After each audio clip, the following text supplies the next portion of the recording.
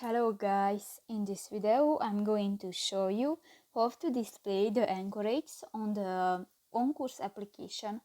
But first of all, I just want to mention, please don't forget to subscribe to our channel, because at 100,000 subscribers we are going to show you our YouTube revenue statistics and growth strategy, how to make money online. So let's jump into it. First of all, open the application on your device.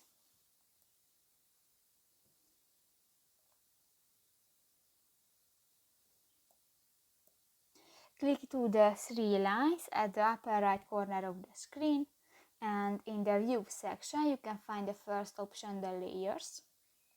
At the left side on the screen, in the port section, you can find the last option, the anchorages. And if you want to display on your map, just click to the next white circle and done. So that's pretty much it for this video, guys. See you in the next one. Bye bye.